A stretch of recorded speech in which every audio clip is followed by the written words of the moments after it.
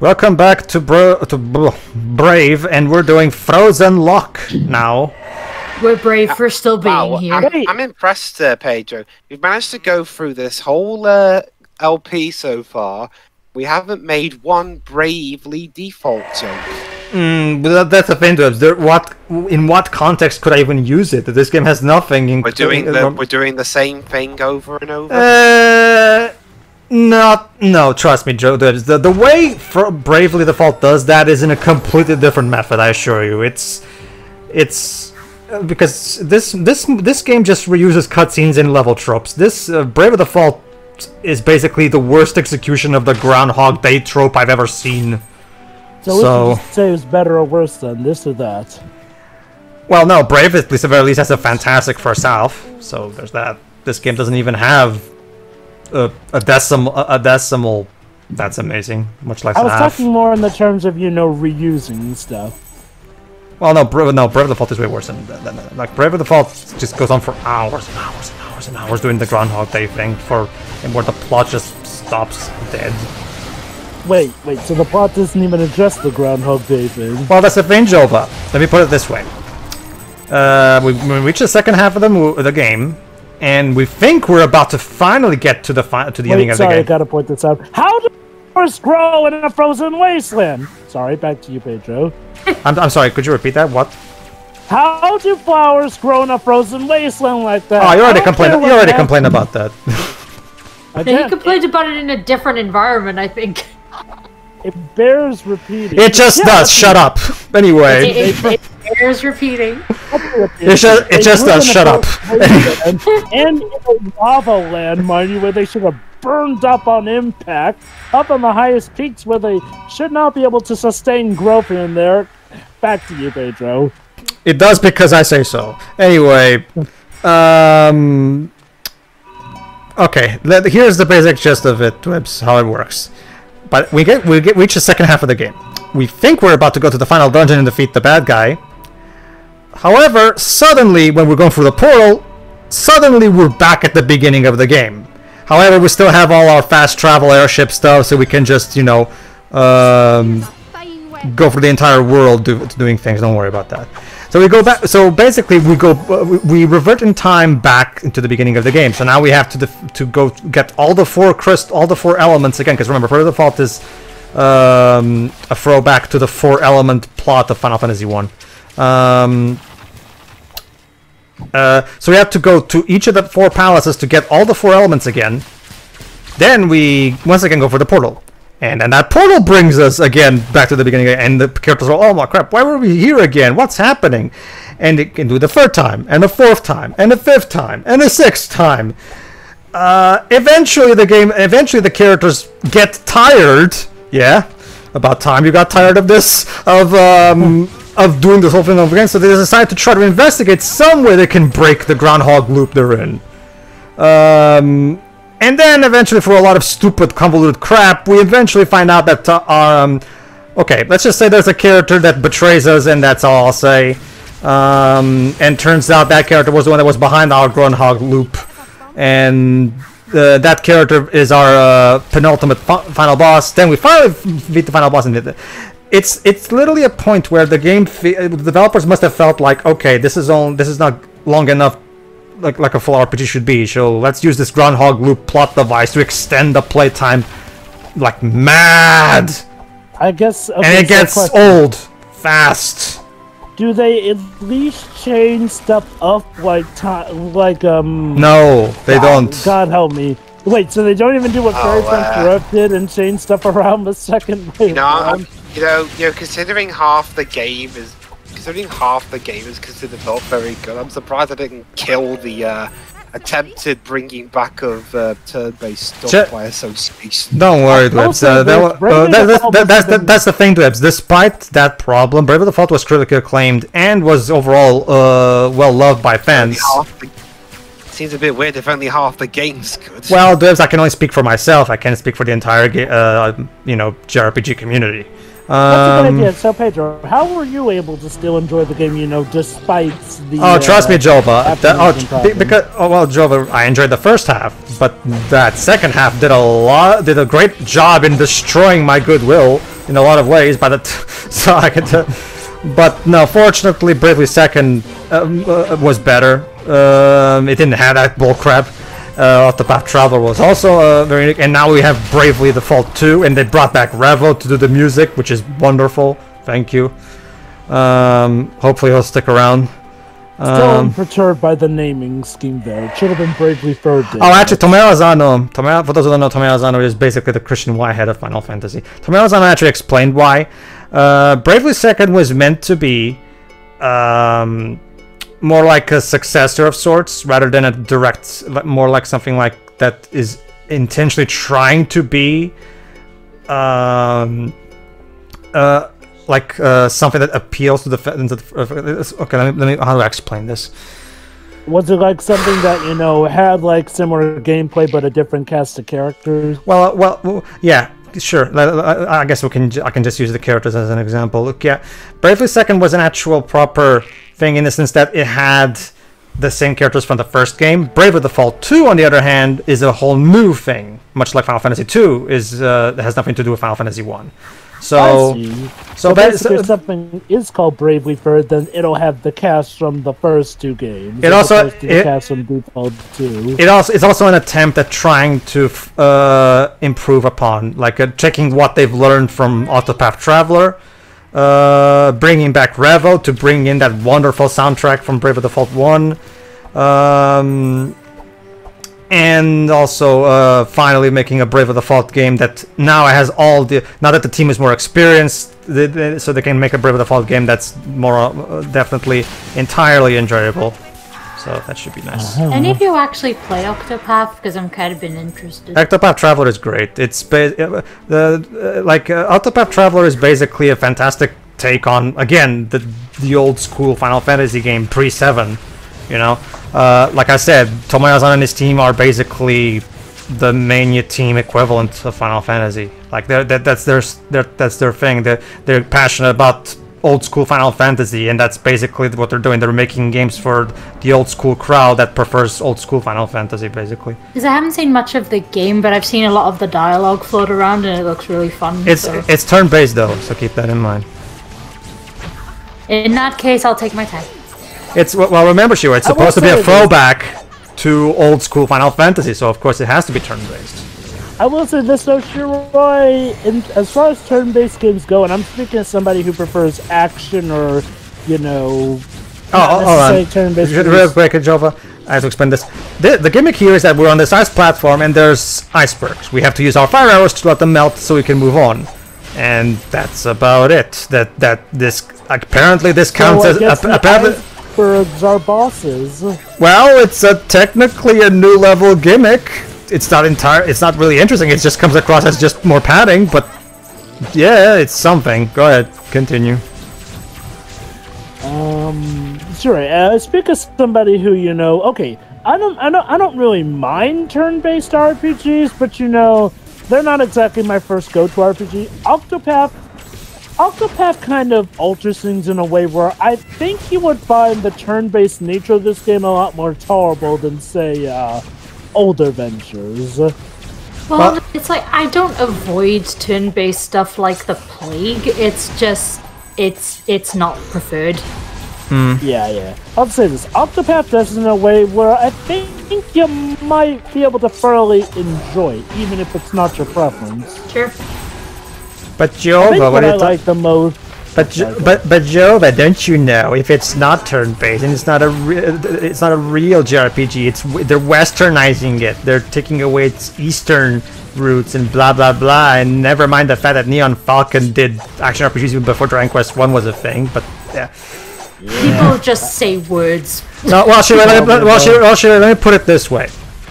You know how you say that there's a lot of weebs out there that believe that they know about Japan, but they they actually don't when they say certain stuff, like maybe some people would try to accuse Ghost of Tsushima for pandering because of that one scene that you know. It's the same thing here. It's these people that call themselves JRPG experts but don't actually know their shit like I do. Goodness! Oh, a cutscene. Oh, never mind. It's just an Eleanor fight. Hey, we've been surprisingly getting more. Hey! It's different this time. This time it's in snow. Also, did her mother literally just rise from the ice or something? Because there's no other place she could have come from. It looks like she rose from the ice. It's a video game, shut up. Is this her mother reincarnating after dying after falling in that lava from the last part? Stop it! An honest glitch. Stop asking questions and enjoy the game. Kind of hard to enjoy a game this tissimy. And that's it. Well, I mean, to be fair, that was a glitch. Oh, here we go. Okay, where's she gonna run out of I wonder. Hey, Shirai, you ever get a sense of deja vu? Probably nothing. Yeah, Hey, I'm not sure what you're talking about. I don't know. Hey, Shirai, do you get a sense of deja vu? Jova, do you get a sense of deja vu? Pedro, do you ever get a sense of deja vu? Probably nothing. Probably. Probably nothing. Thank you. Probably Merida. nothing.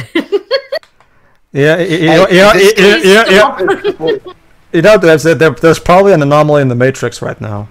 So. Yeah. So what's gonna happen now is Hugo Weaving burst through the door and kill us. I'm gonna say it. I think Into the Matrix might have been a better tie-in game than this. Well, Into the Matrix was better paced. Like this game, the thing about this game is that it has 8 levels, but it doesn't know what. But it doesn't have the gameplay to properly sustain 8 levels. Even then, it's still incredibly short. The problem is like. Whoa, God! That's a nice knee you got there, Merida. Apparently, it ripped right through your dress. Apparently. Clipping. In the meantime, another puzzle. Okay, so yeah, they didn't even give a cutscene for the bear cubs this time. It's okay. Just, here's the puzzle. You know what's interesting about this puzzle? This puzzle is easy as fuck, and the only reason I take more time than I should is because I could not. I swear to you, Jova, I was convinced that there was some kind of trick that I was not seeing. It could not possibly be this simple.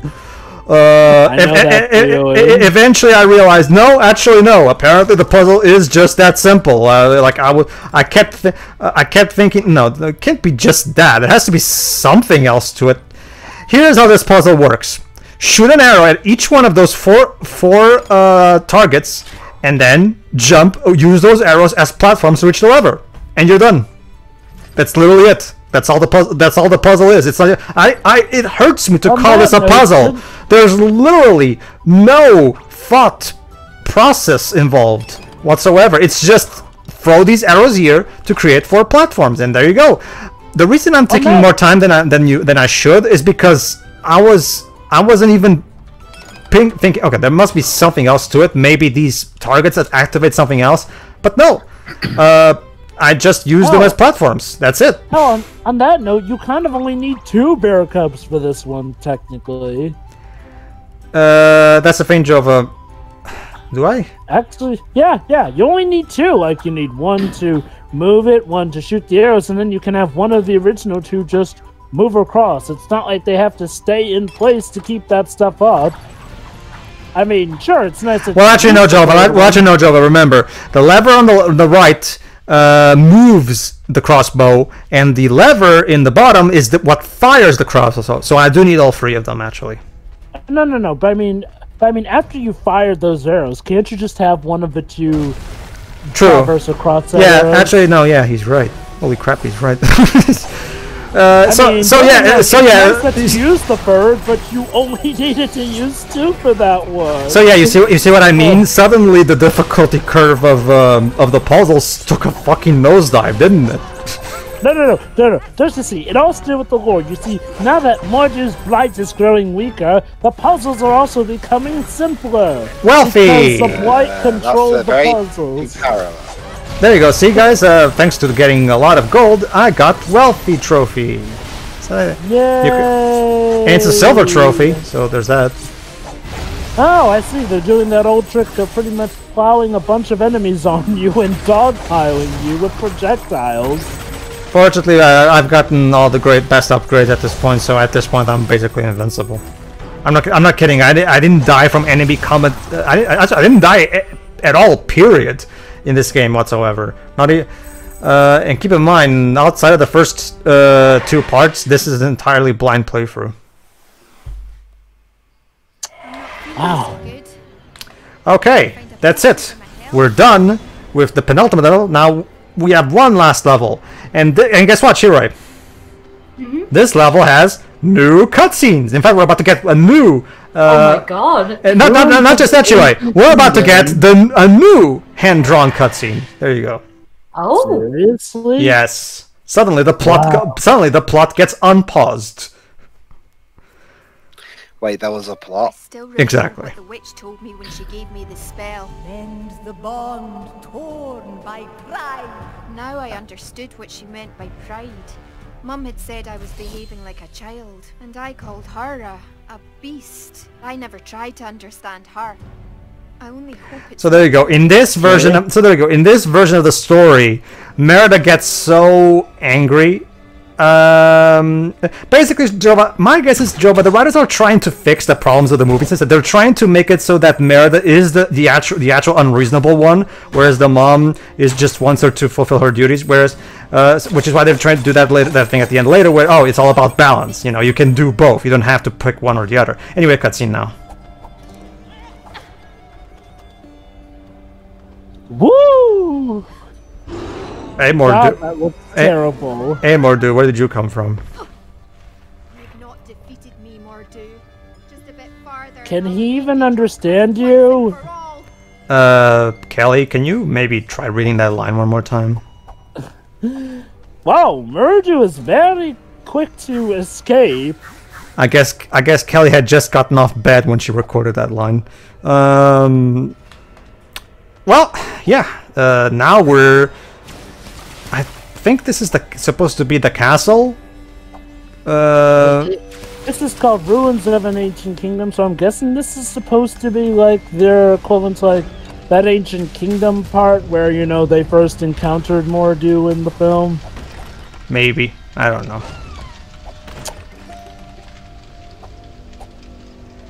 Alright, so basically the idea here is that you keep using switches and blah blah blah to raise platforms so you can move forward. That's the basic gist of it. Constantly use the ice arrow to put out the fires on the platforms and you're done. There you go. Shouldn't it be a water arrow that puts out? Whatever. They probably just had ice be the supposed water element. Science, Jova. The ice hits the fire and melts into water, and the water puts out the fire. See? I guess. Only issue is that apparently they make it look like the ice so glitter-fires over the fire, which just makes sense. No, it doesn't. Alright, there's something here, so let's check what it is. Might as well. Ooh, a treasure chest. Let's see what's in it. Oh. What could be in it, I wonder? And your reward is... Oh, wait. There we go. And the reward is... A platform. Sorry, Jove, I need to get my coins first. There you go. Now let's check what it is. Here's a sword! Another sword. There you go. Oh, you think that's funny? Jove, you were talking about the knee earlier. In this very dungeon, in this very level, I'm literally gonna get a bow that's literally bigger than Merida. I'm not even kidding. Wow. Again, it's funny because all of a sudden now her model is glitching when it wasn't beforehand. It's like the game's falling apart. It's like, look, I was just doing the bare minimum, but see, now I need to I need to end soon, otherwise I'm really going to collapse upon myself. You know, yeah, exactly. I'm going to take back that question from before. About whether or not little Shiroi would feel empowered by this, because I'm pretty sure if a little girl played this as her first video game, she would swear not to ever touch a video game ever again. I don't even remember what my first video game was, so... Shiroi, try to make a good assessment of child Shiroi. Like, what do you think childhood Shiroi would... You already asked. Well, no, but if this was the first one, if this was the first game you ever played, how would you think you would react? I mean, probably wouldn't be as invested again. Like the only appeal from of this to me would just be, you know, as I said before, these are characters that I know. Like I wouldn't have this wouldn't have any appeal to me past that. I don't think. There you go. Let's continue. Would you feel like, oh my god, you could totally do this in real life and try and replicate Merida's actions? Probably not. Okay. Whoa, finish. Nah. Alright, more enemies to kill. I love how you had to think about that. Well, I was a child who, I ran around and did a lot of stupid crap. Well, yeah. So like bad mouthing Mary Poppins. That's stupid. So. Well, what I mean is, I've been stuck up trees, and so you know what? Oh. I really can't say if I wouldn't try to. I'm literally a bloody cat. Yes. Oh, well, no, not just that, Shiroi. So you're one of the children that Dr. Lautrec comes to the park to see climbing trees. I can't actually say for sure that I wouldn't have run around trying to be Merida at any point. I can't actually say that for sure. I swear. Yes. I am perfectly willing to believe that the writer intended to just be, you know, Dr. Lautrec just sees it all as an idea to establish that it's a difficult tree to climb. I get that, but the way they phrase it in the game itself. They literally have Dr. Lautrec literally. I don't even remember. Don't worry, I'm about to say it. They literally have him. Like Sophie tries to climb to get Miko down, and then she falls. And Dr. Lautrec answers, and I quote, "That's a tricky tree. I've seen many a child try to climb and fail." And my reaction in the playthrough was exactly what I would still stand by my reaction from that playthrough. Wait, you've seen many a child fall from this tree? Like, do you just come into this park specifically so you can watch children fall from trees or something? I mean, no, seriously, no, the way he phrases it, that's what it sounds like, isn't it? No, like that phrasing is very weird. But it's like I'd always climb trees, but then have difficulty getting back down. Even as an adult. I don't climb trees anymore. Yeah. Well, that's the thing, Jova. Merida doesn't actually climb any trees in the movie. She climbs a fucking cliff. So in order to be like Merida, Shira would have to climb a fucking cliff. So. Nah, I'm not touching that. I'll only do that in video games. I guess there's always rock climbing. It's relatively fun, but it's not quite a cliff. Alright, and now we're about to get the final puzzle of the game. If I remember correctly, it's here, right? And after that, we'll get the final cutscene involving the triplets. And the triplets just drop from the game altogether. So, for all we know, they died. No, actually, no. Well, actually, no. They show up in the ending cutscene, to be fair, but they just show up in the background, basically. Okay. Anyway, the idea here is that you have to try your best to get to the top where the lever is. So, just keep pressing buttons and levers until you can get one of them there. It's stupidly simple, as I'm about to demonstrate. There you go. See, this lever raises that thing. There you go. The other... so now let's try having... Oh, hold on. It's a bit too high, most likely. Let's lower that a bit. Okay. And let me guess, now you need to have that guy pull that one to raise him up. Gee, Jova, you must be psychic! Yes, totally. Okay, and there we go. You see what I mean? Like, I guess, Jova, that wire puzzle, that puzzle with the colored wires, that was the extent. That was the final breath of creativity. I'm very grateful for all you've done, lads. Now please, promise me you'll be careful. Brilliant! Evil in this. Yeah, basically. That's the I thought the brothers were like statues on the wall for a second. They just look so... They're the gargoyles from Hunchback of Notre Dame here to wreak revenge.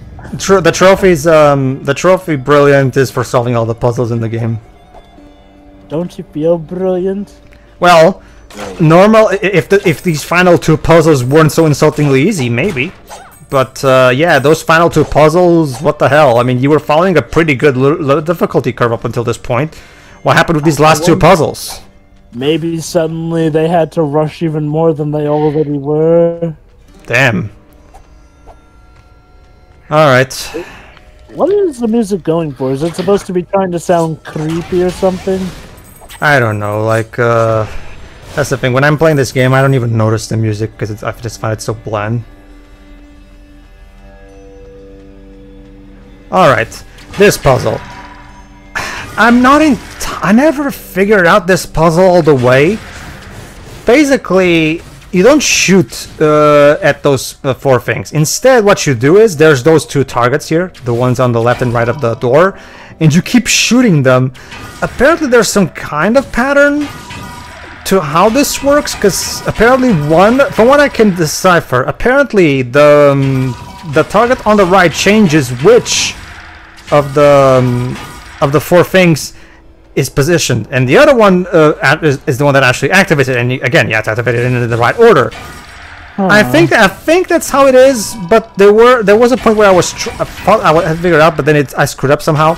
Let's just say I do solve this puzzle, but I didn't really figure it out all the way. Like this puzzle is not very well. It's not all that intuitive. Like it's weird. Not well.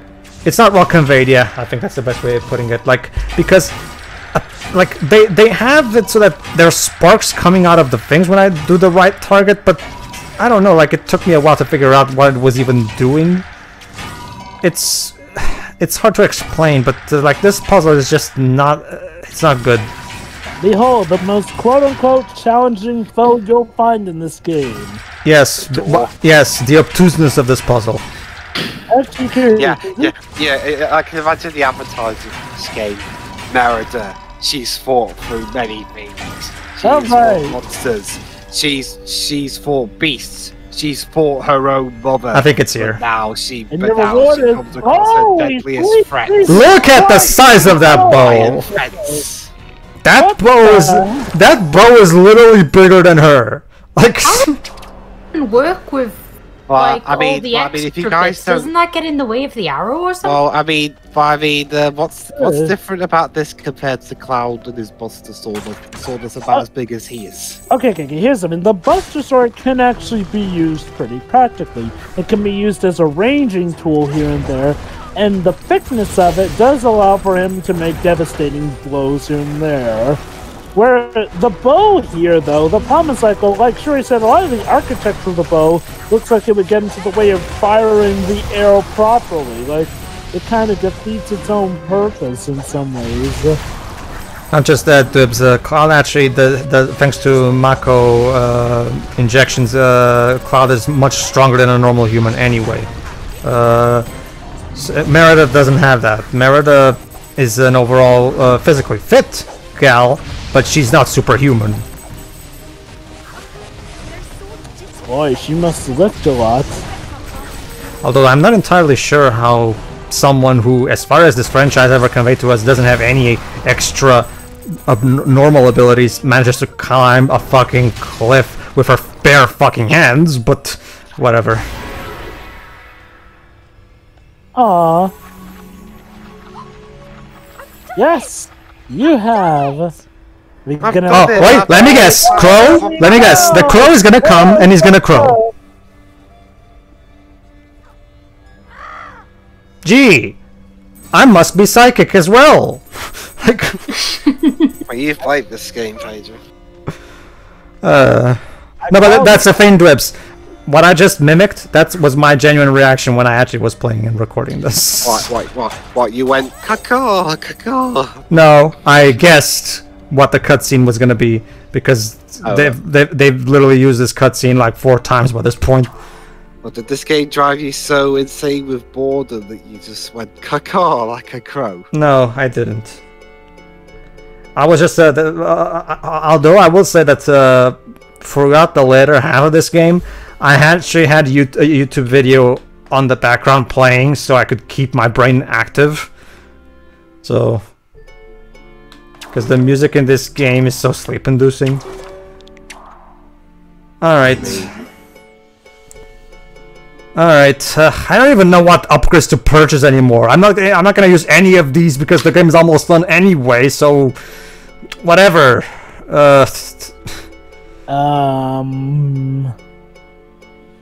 I'd say get the charge shot, but from what you told me, the charge shots are pretty useless. It's not so much that it's useless, it's more so that I don't care. The game's almost over.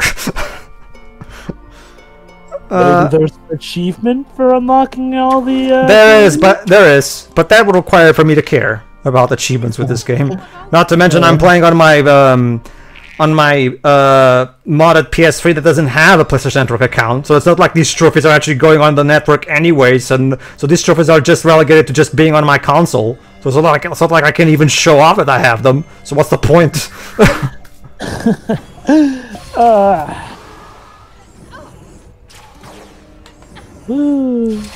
Okay, let's go.